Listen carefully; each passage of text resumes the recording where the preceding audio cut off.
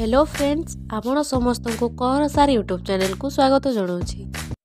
आज आम यही वीडियो रे देखिबा पंचम श्रेणी साहित्य बहिर जातीय ध्वजा आम उड़ई फरफर पद्यटी सरकारी प्राथमिक विद्यालय बालीपुर शिक्षार्थी माने अति सुंदर भावे आवृत्ति एवं अभिनय करिसेंती, जहा फल सेमानक मध्यरे दृढ़ एकता मनोभाव सृष्टि होइछि। अच्छा पिला माने तमे को श्रेणी? आज को विषय पढ़िबा? को टॉपिक? जातीय ध्वजा आम उड़ई फरफर नहीं कि एही पद्यर कवि के पिलाए? पंडित उपेंद्र त्रिपाठी। ठीक अछि, तमे आवृत्ति करी करी अभिनय करिवो। विदेशी शासन रे अधीन थिला देश, से काले भोगुथिलु केते जे आमे क्लेश।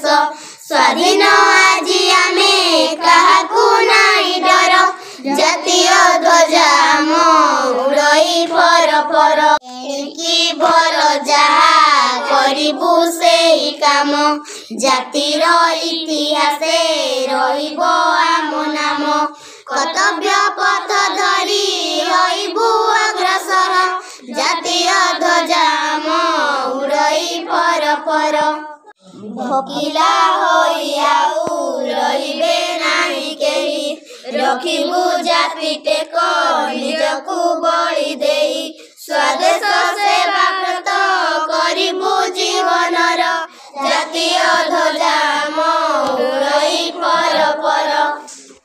अछुआ नुहे केही सबिए भाई आम, सबिंक हित पाई करिबु आमे काम।